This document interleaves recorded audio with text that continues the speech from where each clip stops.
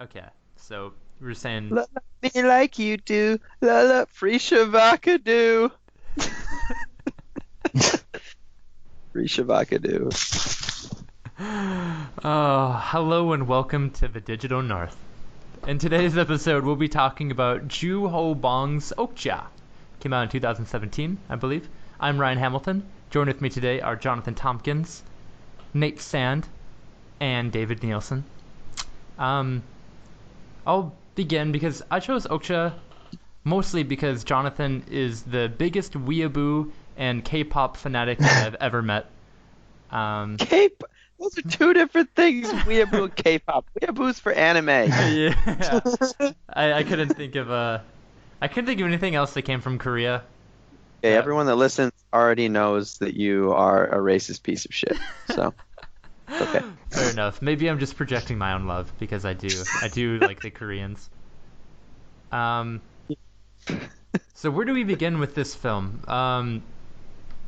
I enjoyed it, and I'm gonna have to apologize for the way I took notes. Usually, when I watch movies for Digital North, I will be pausing like every 5 minutes to collect my notes and collect my thoughts and to actually like directly quote.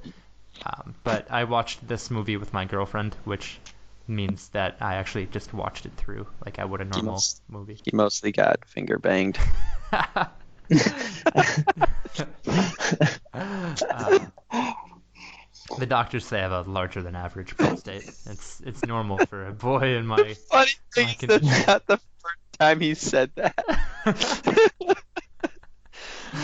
One thing that I was really surprised by, or I guess really interested in, is how explicitly the movie wanted to make it clear that like the world of images is really important, and they did that a couple of ways. Oh, David Nielsen is restarting Skype. Okay. Um, Well, while he's restarting, how about we say a few words about David? yeah. When I first met David, I thought that he may have a mental handicap. Um, since then, I've realized it's more of a personality thing than anything else. Do you guys have anything to say about David while he restarts?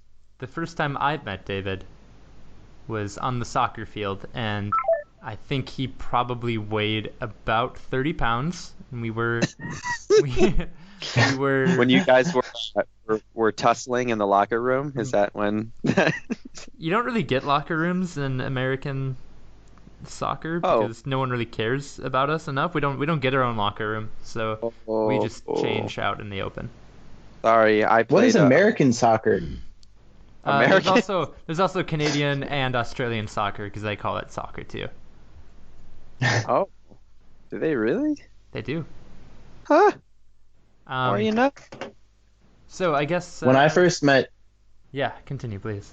yeah, no. When I first met David, I thought it was so nice of you guys to include him in this, to make him feel a part of something. That must mean a lot to him. Yeah, I'm pretty sure this Um, is the only thing that he has had to schedule for this week, so it's In probably his a pretty big empty deal. life. Yes, Empty life. yes. He he We've given him the benefit of the doubt by giving him so much time to come back online. We we've given really him the have, haven't benefit we? of the doubt. What are we? We What have. what benefit are we giving him? We've given him the benefit of time to come back and join us, and he's just taking a big watery dump on it. He really is. Oh man, I guess we'll just continue. I don't know. this is probably the worst introduction to an episode that we've This ever is had. this is objectively terrible. Yeah, there we go. Hey, There he is. Hey, now it's better. I've we already just given I've already given the yeah. intro, so I think that we have to power um, through this Okay, I'm watery here. dump of an episode, as Jonathan put it. Um, Can you hear me? yeah, I can hear you. You're back. Okay. So what did you guys think about the movie showing us how important image is? Because we have it a few times. We have it with the corporation. We have it with Tilda Swanson's character, Lucy Miranda. How Mm. to the public she's concerned and warm and environmentally friendly, but off of camera she's neurotic and insecure and duplicitous. I wrote the word and then I had to type it into Google to hear a robot say it so that I made sure to say it correctly. But then you also get that in Jake Gyllenhaal and Johnny Wilcox's character, who on camera is really brave and loving and with a really nice voice, and then off camera he's whiny and insecure and kind of sadistic and really nasally sounding.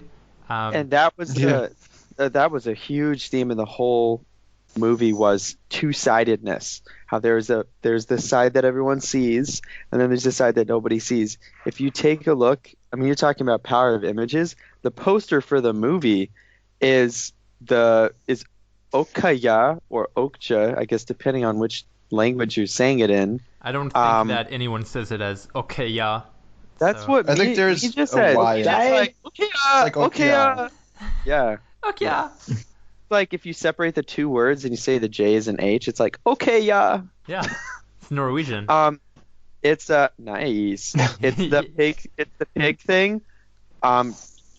In shadow with the factory like on top of it, as in like, you know, the pig is supporting this industrialized, dirty complex. Yeah, like it couldn't exist without like the idea of the pig. Or without the it's like image. sitting on top of the pig. And yeah, man, two-sidedness. Like, and the two CEOs, Lucy and Nancy. And Nancy. The names are even similar. It's like a literal. It's a metaphor. There are really two of them, when really it's just the two sides of kind of the CEOs of the corporate culture. The two sides of it. The side where everything is like, oh, making the world a better place and helping people and saving lives and shit like that. And then the other one that's just like, what's our stock price? Like that's our stock price. And I thought that was really interesting because out of all of the main characters in the movie, it seemed to me that only Mija or whatever her name is, and Nancy and Nancy Miranda were the only two who didn't have two sides. They were both just who they were to the public and in private, because Mija was just focused on Okja, and Nancy was completely just like a cutthroat bottom line, I want my money, and that's how everyone knows her, and that's how she was in private too. So it was kind of interesting, but I do see your point in that like Lucy and Nancy, you know, are pretty much the same character, just like two sides. Well, they're played by the same person, aren't characters. They're both Tilda Swinton. But they're both the same sides of one. You know, of one. Yeah, I think Lucy at her heart, she's pretty much the same as Nancy. It's just Nancy doesn't care about image, and Lucy is less effective at actually making decisions and just going with it. Yeah, I thought it was funny a few times that when Lucy was complaining to her board members or whoever her executives were, she was saying like, I worked so hard to change the image of this company. You know, I worked so hard to change the way that people look at us, and that was important. I mean, it seemed like image was really all that mattered to many people in the film, which I think was supposed to be an important theme. Do you guys think that that's true in real life companies as well? Do we find that? Absolutely, man. Absolutely. Brand is more important than anything else when it comes to success of a company, like how Apple bought Beats, even though Beats headphones aren't that great. The brand was great. The brand is really, really valuable. And that's kind of how companies roll on this stuff. That's why small companies that you never hear of produce these technologies that big companies use, like Apple, Google, Microsoft, and you never hear of the small company. You never hear of their product. They don't have a brand. But that stuff gets actually used by being incorporated into something and made into an actual brand, and that's how people are able to like know about it, use it, purchase it in the real world of consumers. Instead of in like the seedy underbelly of Silicon Valley. Yeah, like in reality, kind of for this. What's the name of the company in this movie? Miranda. Miranda, yeah. Yeah, I think that a real company it's unlikely that they would like General Mills isn't being like, we're creating this new thing, and it's all because they don't want to connect the company with the brand. They want the brand to stand alone and have its own advertising and life and everything like that. Because then if something like this happens where it totally crashes, they can just abandon the brand and it doesn't take down the whole company with it. I'm confused by what you mean by that. Like, do you think that General Mills would have like their individual products be advertised so that they could like and that's how I mean product? Yeah, Okay. and that's how they do it. Like when you see Cheerios on TV, you don't see. I mean, they do associate the company with it a little bit, but it's not General Mills. We've got all these brands, and we're working really hard to get you the best food. I mean, I think that this movie had at least a couple like really directly like transferable analogs to real life, and the Miranda Corporation made me think a lot of the way that businesses use the image of like sustainable and environmentally friendly. And it made me think of fair trade and how, like, especially in the last few years, fair trade has been like a benchmark that most companies feel like they need to make in order to be accepted by mainstream consumers. But fair trade is just a company and its own. It's just another branding machine, and there's actually a pretty big debate upon whether or not fair trade is actually good for the people that it gets its goods from, or whether or not it's actually hopeful to those people. Yeah, there was a study published in the MIT Press in 2015, which concluded that producer benefits were close to zero. And also, I mean, there's argument whether or not like the extra money that the farmers have to put into getting certified for fair trade actually gets back to them, because the fair trade I take thought that's money what the point for was. like advertising, and like the idea is that like there might actually be less money which reaches the farmers directly when they use fair trade. There's a lack of evidence for the impact that it leads to people. My God, man, it is. I mean, I always knew. It's a branding tool. They are able to put the symbol on the package, and that is a way of marketing. But you thought that there was something behind it. Yeah, I mean, you'd hope so. But like the idea that you can just tack on the word sustainable. Oh yeah, and then that means you like can charge like non-GMO. $5 more per item. Yeah, yeah, and like non-GMO, yeah, but natural is another one. Natural can be put on anything. Literally does not anything. mean anything to the FDA or anybody else. Yeah. It's you could just put that word on something. I mean, plutonium's natural, right? Yeah. Yes, so is shit. Naturally But made people don't synthetic eat that chemicals. Yeah. Nate, what did you think of the humor in this movie? I thought that it was kind of a wonky balance of humor to like gravitas in the message that it was trying to send. That being said, I thought it kind of like it didn't not work for me. Like, it didn't not work. Jake Gyllenhaal's character, I kind of wish that I didn't know who he was as an actor before I saw this, because like knowing him in other roles and seeing him in this role, I'm like, that's not his natural voice. Yeah. Like it seems like he's overdoing it in a way. Yeah. But like, I agree. If you compare this to, as Jonathan said, Donnie Darko or like Nightcrawler, it's weird. But like in and of itself, it's not bad. It's just that comparison that it's hard to get out of like my head. Like you guys were talking about the theme of image, and I think kind of even more insidious message that this movie is kind of propagating is that like ultimately image like matters to a company.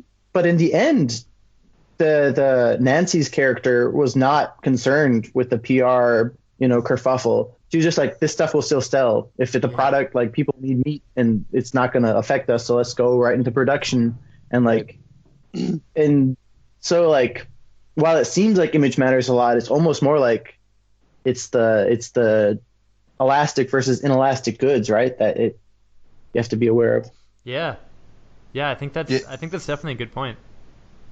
The ending was nice and everything, but it definitely kind of seemed like everything was lost. The whole, they worked so hard to free Okja and stop this stuff, but they didn't even get close.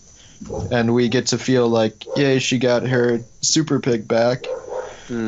But there's still the same mistreatment of animals, and they still don't care.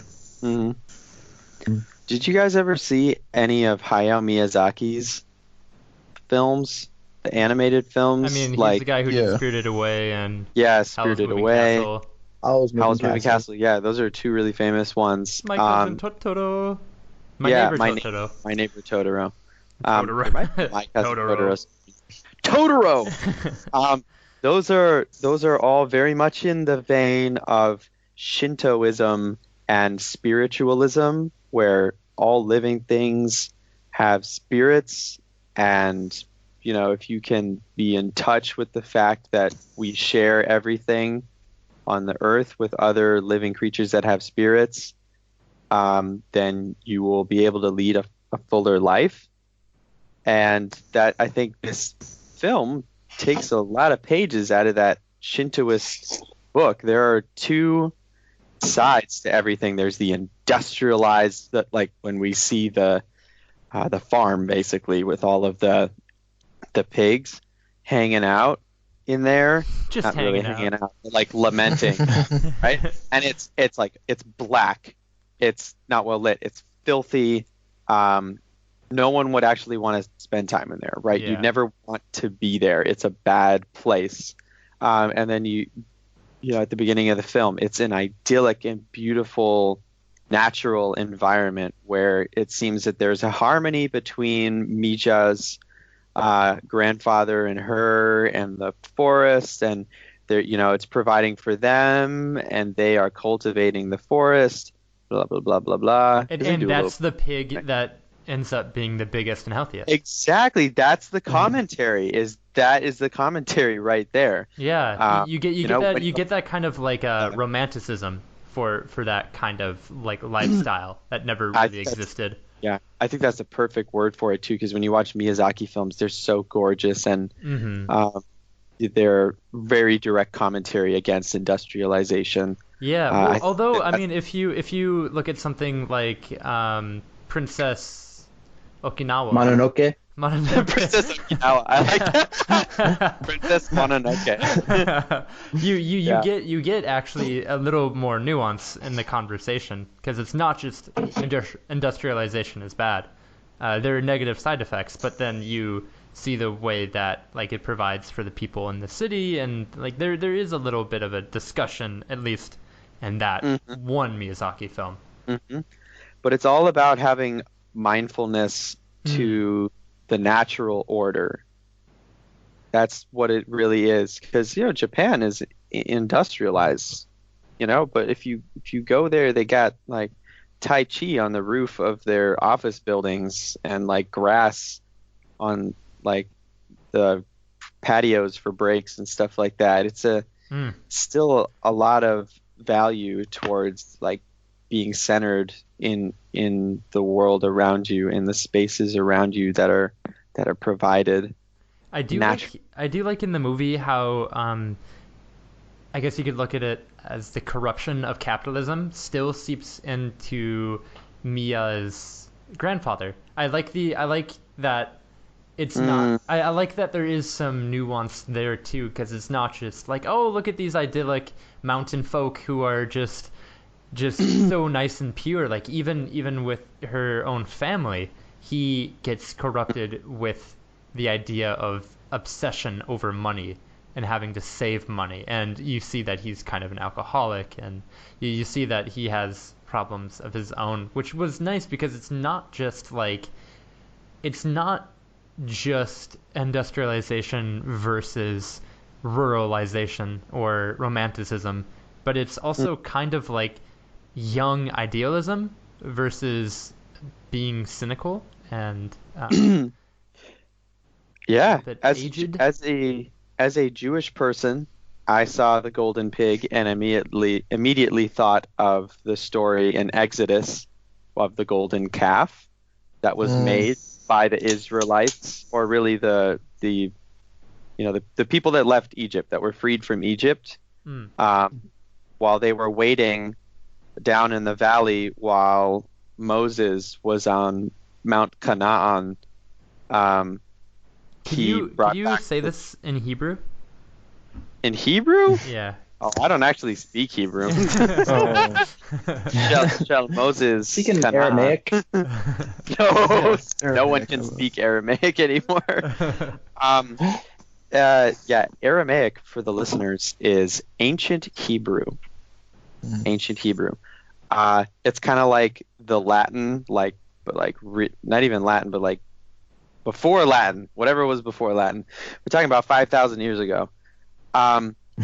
The tablets were being made by God and given to Moses, and while Moses was climbing up Mount Sinai, sorry, I said Canaan, it's Mount Sinai, sorry guys. Of course.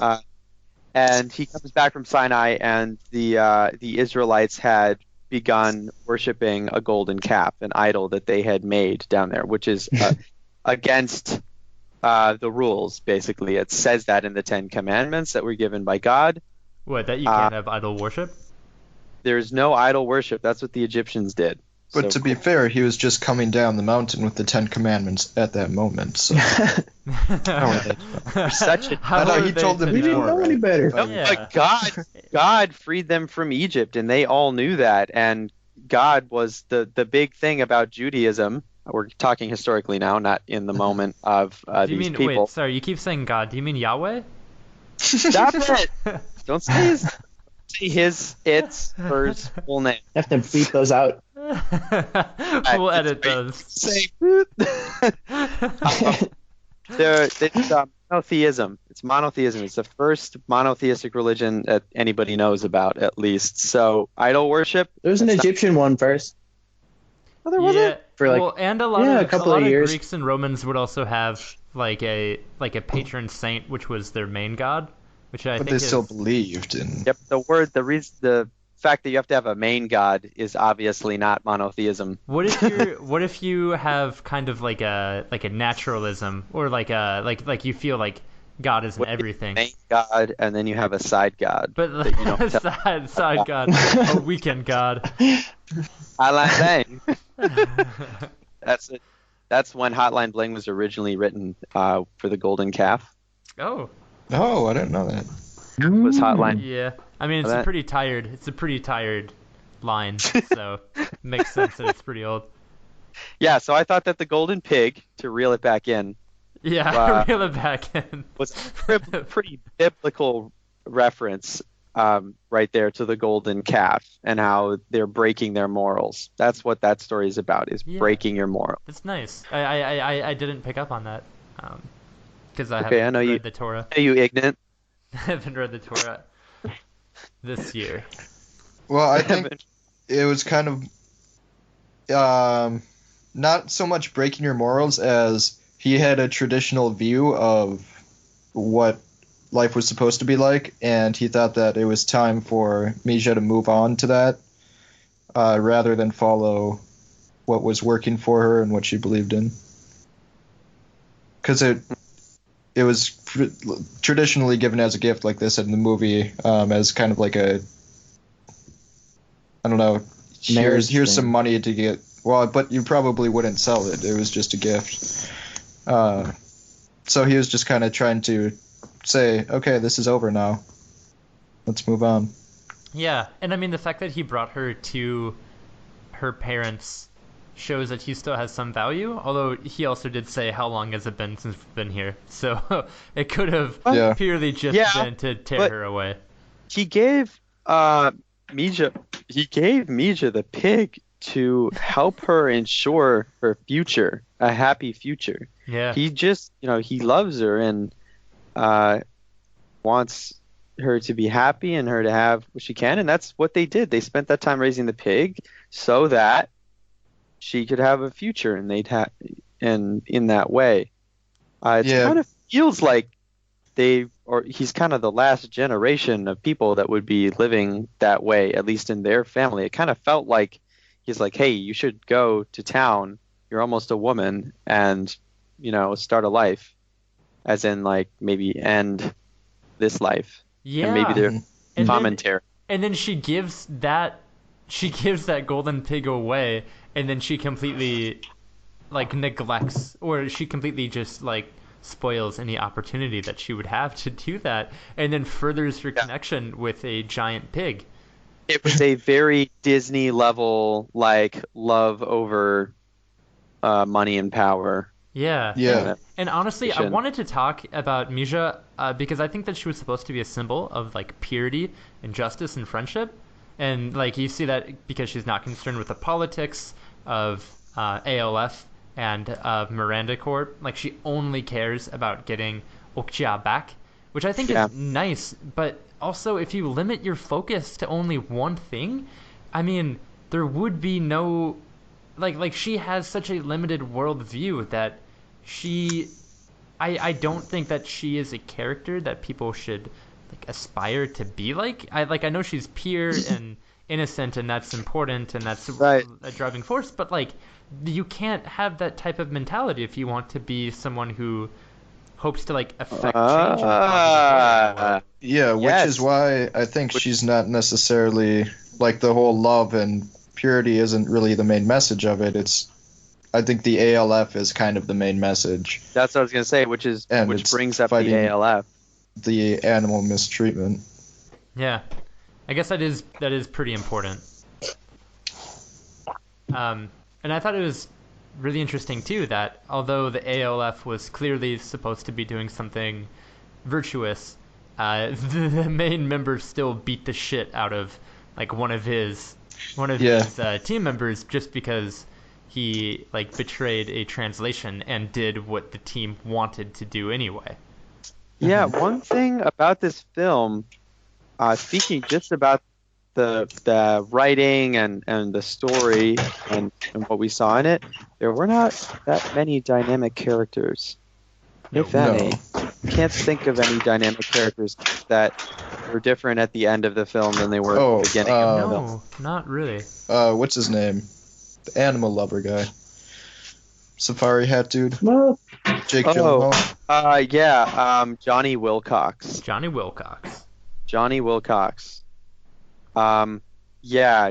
We did learn more about him. Yeah, I don't know if he developed or if we just learned more about him. Learned a little bit about Mija's grandfather, Bong. He's talking to her in the film about, he'd take this, you're almost of age to go and should, marry and stuff like that. That was kind of surprising. I thought he was, super into farming, but apparently not. But not really. It was a film and not a series, and we've kind of been spoiled in this decade with really Is someone making a latte while we're recording, or what is that noise? What the fuck? Is someone living on an airport? He's recording on the tarmac. Nate, is this you? Yeah. all right, bring it in. Nate, Okay, mute your fucking microphone, man, if you have like a riot going on outside your window. don't worry, man. It'll go. What was that? Oh God! There was a riot on a jumbo jet that flew by his window. While They were trying to free making a super latte. pig. It's pretty crazy. They're trying to free the super pig. That's Moorhead, Minnesota for I'm you. a member of the ALF. I Hey, don't think you're supposed to tell people. Yeah, I think that makes Really? you. Oh, shit. I think that puts you on a list. You broke the first law of Fight Club. I mean, the ALF. I do think that I agree with you on the character writing. Like everybody seemed like an anime character, and it makes me feel pretty ignorant for saying that just because the director is Korean. But I mean, like the idea that like everyone is so like just like a larger than life character. Like Jake Gyllenhaal is so stupidly flamboyant, and and then when you couple that with like Lucy. when ALF was getting away and they poured marbles on the ground to trip people, or like Okja's like pooping and how that was supposed to be funny. It made me actually look up what are some common tropes in Korean humor, because I didn't find those things funny. But Apparently I know getting that they were pooped on supposed by a to rhinoceros is one of them. Super pig. But some of the things Hippopotamus. that I have Yeah. learned is that in Korean humor, like slapstick comedy is really popular, and so when I was reading about it, like, the Three Stooges gets brought up a lot. And so like physical humor, conspicuous pain, casual violence, slapstick, and then jokes about people like having exaggerated personalities is something really really important. Probably why Jake Gyllenhaal's character was so crazy over the top. Yeah. What he needed to be. Yeah. I mean, to me, I did not enjoy Jake Gyllenhaal's character because of I'm an animal lover. yeah, it was too much for me. But maybe that's just a flavor, just a taste. Maybe that's more saying something about you than the movie, Yeah. Brian. True. Maybe you need to show your emotions more. Maybe I need Touch with your flamboyant side. I need to stop Yeah. my microaggressions and just let it be. Your microaggressions. Oh God, guys, there are probably so many microaggressions in these. Oh, Oh yeah. So many. Just so many. I think It's my- we're pretty upfront with our aggression towards each other. That's true. It's Towards mostly each other. Nate. It's mostly Yeah. Nate Yeah, and he's the David most aggressive. and That's Ryan. true. That's true. I have a lot of malice towards you guys. Oh. We can hear it in the. That was actually just pure rage being sent through the internet. That was just the vibrations I was feeling of anger. I didn't Did mind. anyone else have a problem with this film that they kept calling them super pigs? Yeah. And I these thought things that were was weird. hippopotamuses. Yeah, I thought that was They kind were of weird. like- It was a hippo with floppy ears.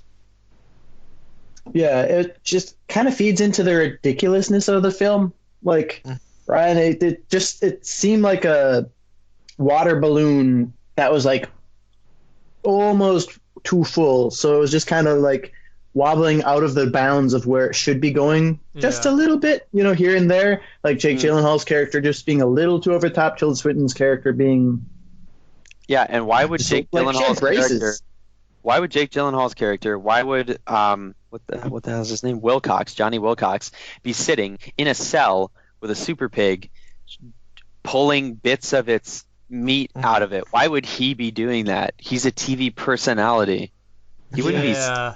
Or like, why would sitting he be in the cell boardroom? somewhere. Why would he Yeah, be in the it boardroom doesn't- with Tilda?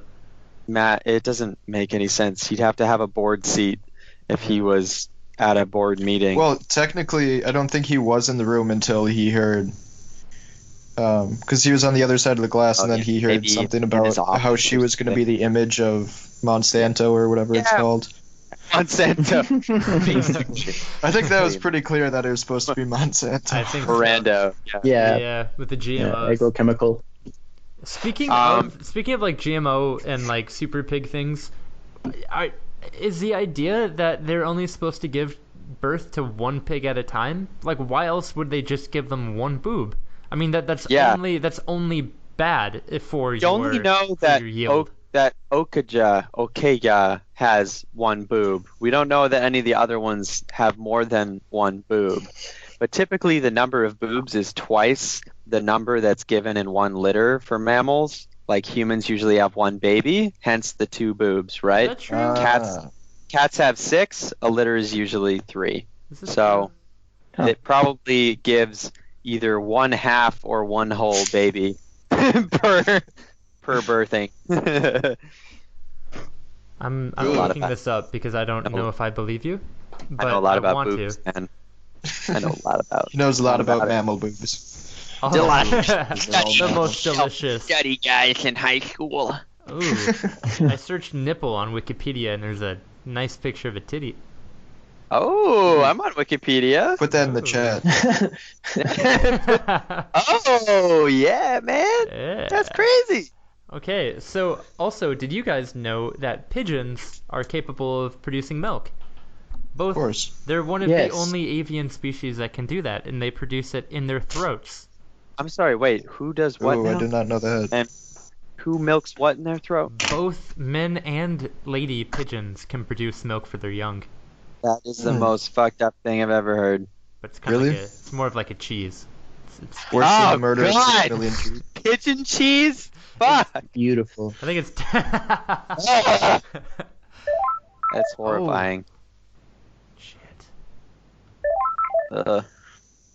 So, one of the I think that the main message of the movie was that companies don't really represent what they say they do, and they like to misrepresent what they're doing, and that the Animal Liberation Front was kind of the good guys, and what they were fighting was kind of mixed between this misrepresentation and GMOs and animal torture and eating meat, and it kind of seemed to all lump that together when you don't necessarily need to mistreat animals and misrepresent what you're doing to eat meat and have GMOs.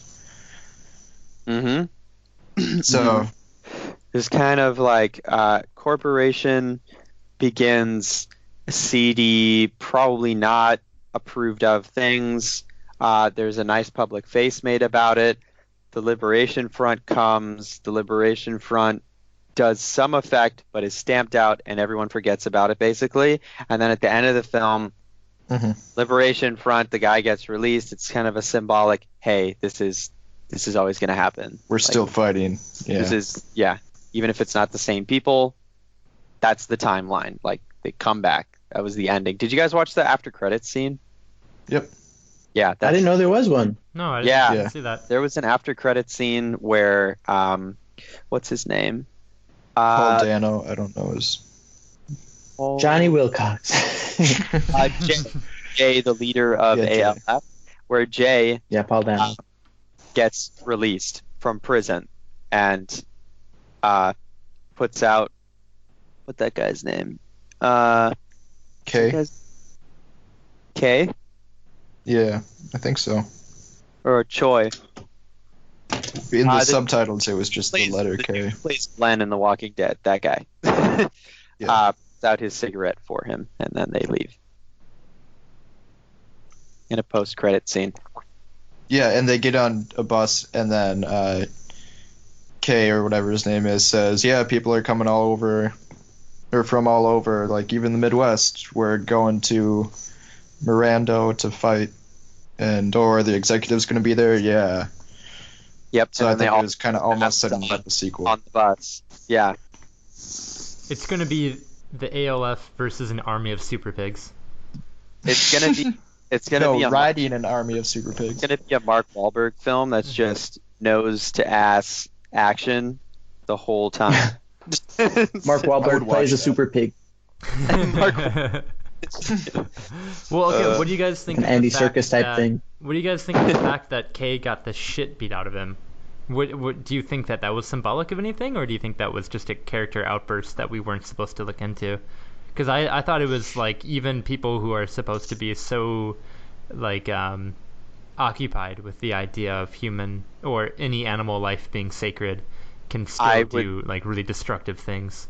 I would say that he is a zealot, just like the head corporation, Nancy, and maybe Lucy too, are also zealots, and that zealotry results in violence, in having to step over people and step on people.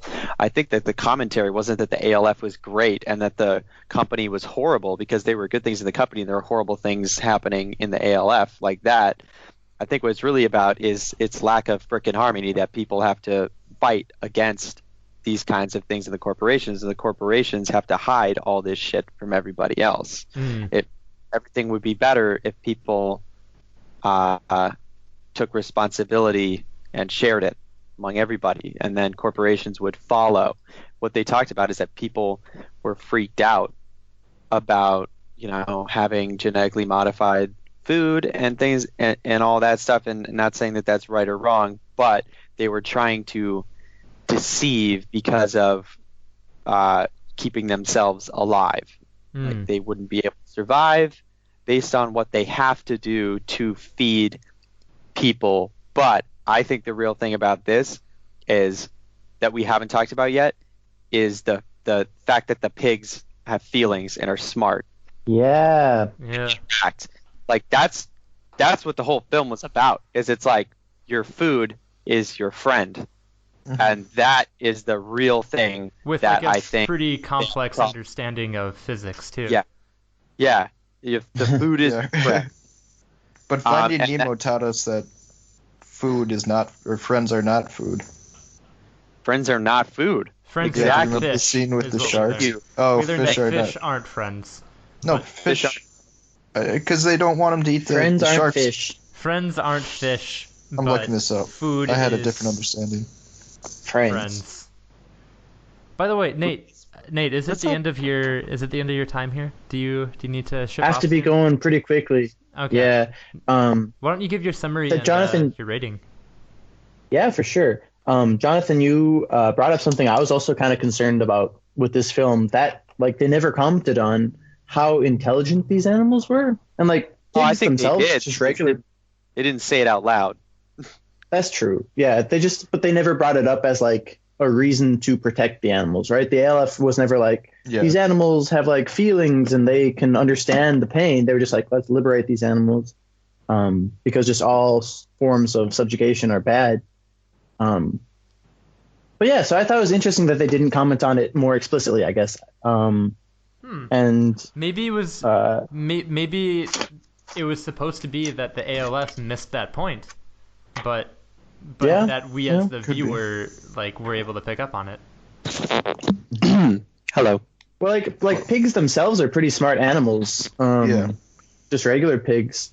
Yeah. And I don't know. Part of me was wondering, like, this animal had the sense to, like, right, Ryan, you were saying understood like physics, right? Like if I run this way and swing her around and I fall, it'll lift this girl back up. Yeah. Like, It and knew these what a are fulcrum also was. big animals. They're also big animals, and so they like.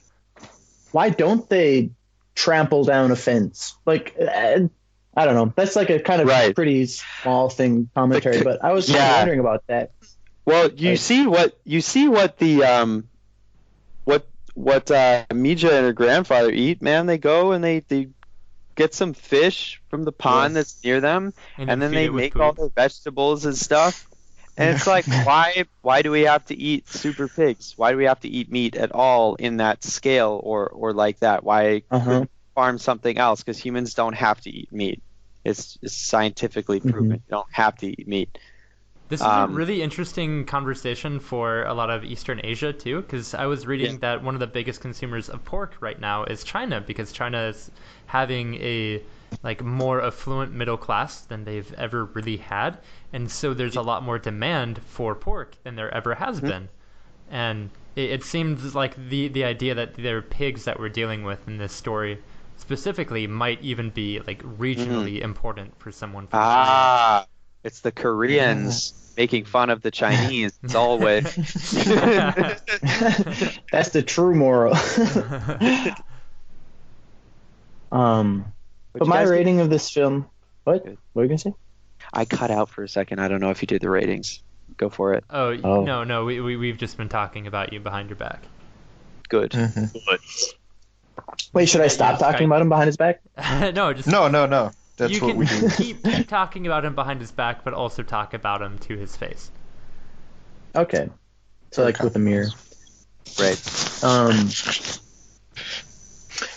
What? My first experience of this film was I was at a friend's place and we were just kind of going through Netflix, and the title card for this film, whatever, came up, and it had this weird looking manatee like thing, and so like, what is this? Let's just figure out like what this movie's about. So my friend clicked into it, skipped to like 50 minutes in and just played, just to see what was happening. And it was that conference meeting with the board of directors where Tilda Swinton's like, I built this thing and I gave it the image. So like a heck of a place to jump in, right? And like had no idea what was going on because the animals themselves were not in that scene. So like, what does this animal have to do with it?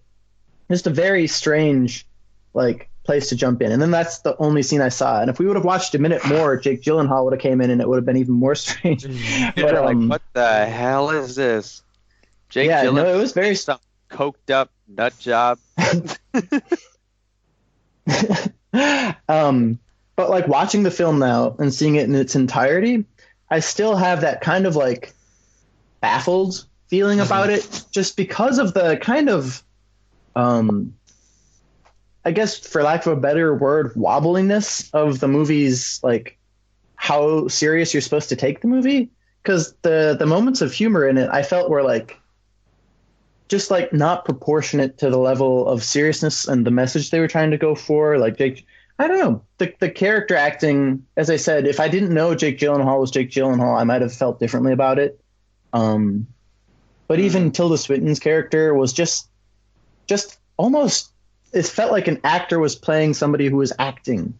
It seemed in a way, like watching like a live action anime. Yeah.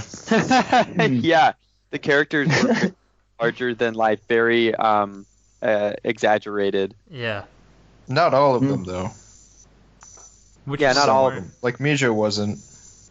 And I don't think her grandpa I don't know. was. Misha was like a over the top like. I guess like her purity. running stuff. I have a rating that's associated with the acting in it. If you guys want to hear Well, it, let's hear Nate's Let's hear first. Did you? Nate's. He's the one on the time crunch.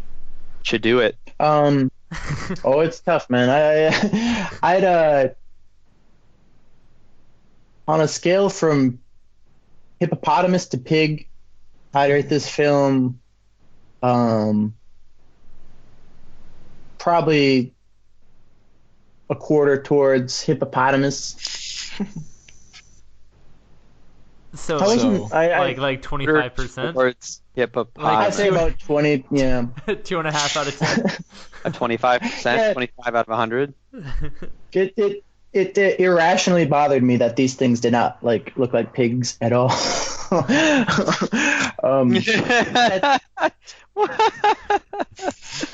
All right. They're not super pigs, man. These easily hippos. So on a scale But, from hippo to pig, you give it a quarter of a way to pig. Quarter of the way to the hippo, man. It's more hippo than pig. I'd say I give this film on the blandest scale I can think of, I give it like 50% out of 100. And the reasons for that are I enjoyed some of the themes. I enjoyed some of the cinematography we didn't really talk about. Like Korea is gorgeous. Those films with Misha running through those hills. Yeah. Yeah, it really is. That was really pretty.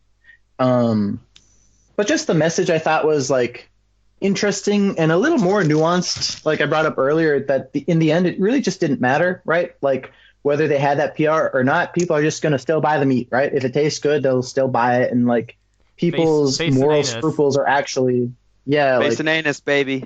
That's what I like. Ice and anus. Yeah, on a scale of face to anus. No. But, yeah, that's my assessment of this film. Okay. So you liked some of the constituent parts, but the whole just wasn't good enough for you. It's a little too not disjointed isn't the word, but a little too. I mean, again, the image I have is like a water balloon that is like been rippled and a little too full, so you don't know if it's gonna pop. I like Oh. that. That's how I felt this film was. Yeah, it's not good when you don't know if it's gonna pop. Mm-hmm. You should It's harder know. to throw. You should know. Yep. I With that, get- gentlemen, I'll have to bid you See, adieu. Yaz. Thank you for Bye, today. Nate. Bye. Bye May bye. Yahweh bless you. Ah, Don't make too much there it fun of is me. again.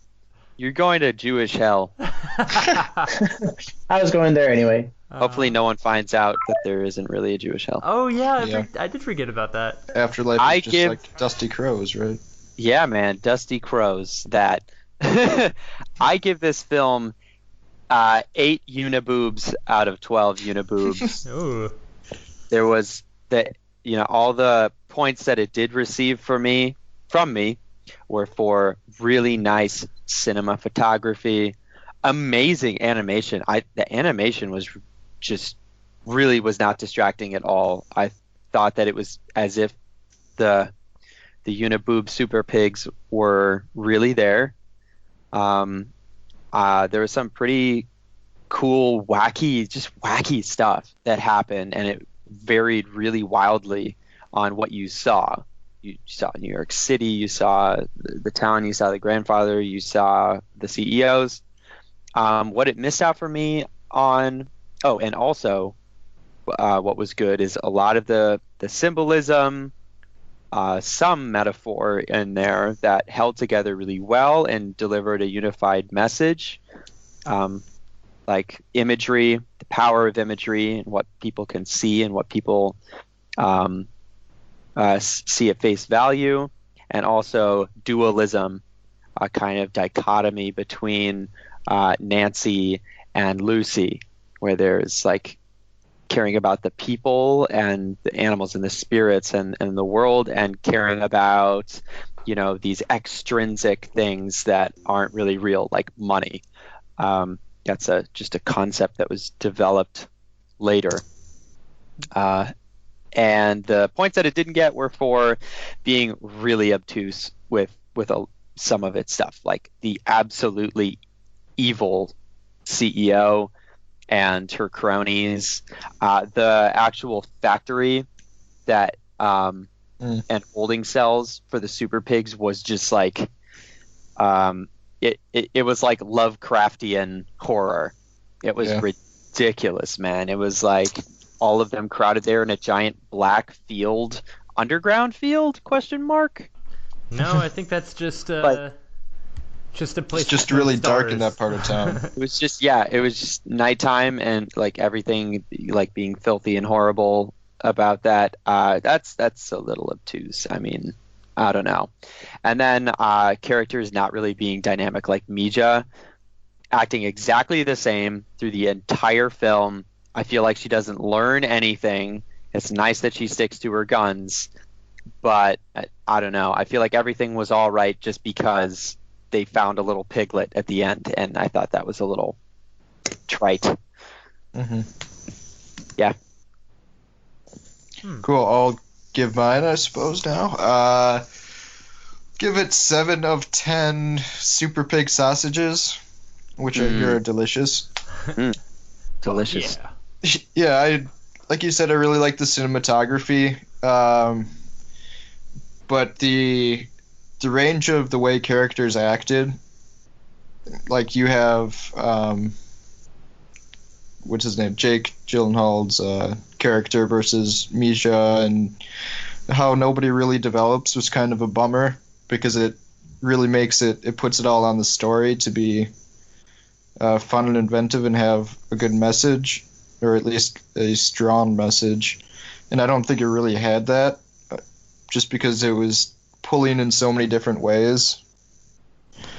With like the main character Mija really just wants this one super pig to not die, and then they spend the whole time fighting for none of them to die, and then at the end they pretty much just lose, but she wins.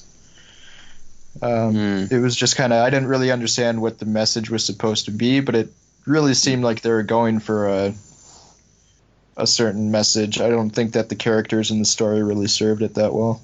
Yeah, very small picture in that respect. Now that I think about the name of the movie, I mean, the fact that it's named Okja maybe is really important. Maybe it's really not about ALF or Mirando or I don't think Mia. so. Maybe it's actually just supposed to be about us trying to fall in love with this pig. Mm-hmm. Not in a, But we didn't Power spend bottom. that much time with the pig. power bottom kind of way. But like the idea that I think we are supposed to empathize with it, especially when we see like the experiments on other super pigs and that farm of them, and her like near like death, and the heroism that she showed in the opening scenes. Like maybe this is really just supposed to be a way for us to fall in love with the super pig in the way that ALF has fallen in love with like all animals, and like maybe it's supposed to make us think twice about eating pig in the future. Yeah. Mm-hmm. Maybe everything else is just backdrop. I'm gonna keep eating pig. Yeah, me too. Until I I'm get Jewish, a super man. big pig. Yeah, until I get one that, lives with me and saves my life. Hey man, where was it that dogs were outlawed as food recently? Is that a thing? Hopefully I feel like somewhere that in was a thing. China. Yeah, it was like China or something like that, and it's like, why? You can eat them, just do it. Yeah, Right? I don't actually have much of an objection to people eating dogs. I mean, like, I know It's like maybe I should, it's like but friends with benefits, man. Why can't you be friends and have benefits? Oh, I fucking noise. Yeah, and you could, mouth fuck. I don't know. Okay. By eating them, I don't know. You could mouth fuck Okay, your well, friends by eating them. I'm glad you said by eating them. By eating them. By eating them. Ow. Eating them. Okay. Yes. Okay. Yeah. Okay. Let's see. I give this movie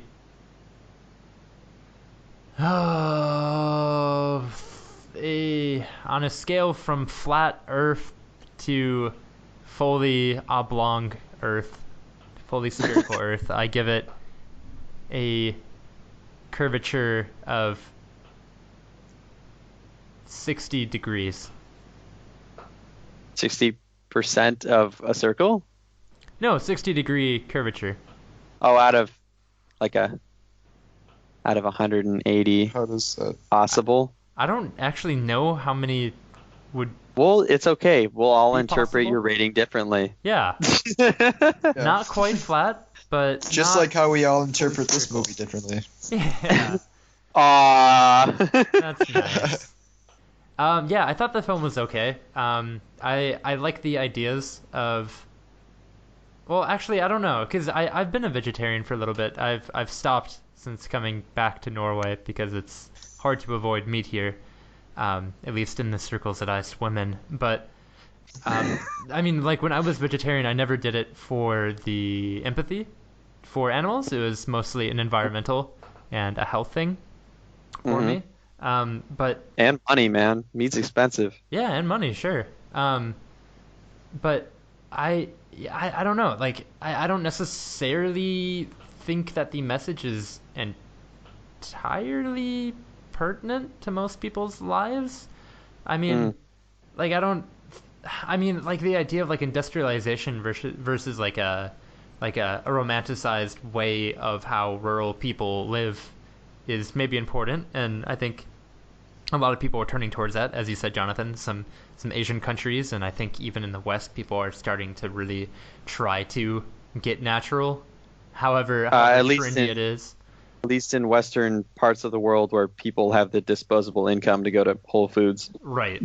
But I mean, natural beauty is something that America really does care about. I mean, like our natural, like our state and national park system is just wonderful. It's just amazing. But I ramble. I digress. I thought it was an okay film. The themes were, I guess, pretty important. I agree with everyone who said that the tonal shifts between like comedy and like serious like drama were a little bit off-putting. It didn't quite fit together well tonally, in my opinion. Yeah, it was okay. I didn't really like the character acting. Yeah. Yeah. I really liked the way that Okja whispered in Misha's ear at the end. I thought Yeah, that what was- did I it? thought that It was said cute. something in Korean. I think it said like, "Kill me." You should have let me die. You're saying, "Kill me." Yeah, that was like, oh my god. That was pretty think- magical. The super part is not just the fact that they're really big; it's that they're gonna take over the world, man. They're smarter than us. It's gonna be like the beginning of the Planet of the Apes. This is really just like a pre-apocalyptic film. Yes, except it's an animal without opposable thumbs that's supposed to apparently take over. I don't think monkeys understand physics in the way that Okja does. Yeah. No, I don't think so. I don't think that the average person understands physics. No, I can guarantee that. Okay, anchor to this fulcrum right here. The total velocity needed at the apex of the swing will be. Oh. And he did that friction calculation and everything, and he knew how strong the rope was. Yep. Wow. Mm-hmm. You know, Very smart. friction on a Strength. yeah. Jonathan, why don't you send us out with a Woody one-liner?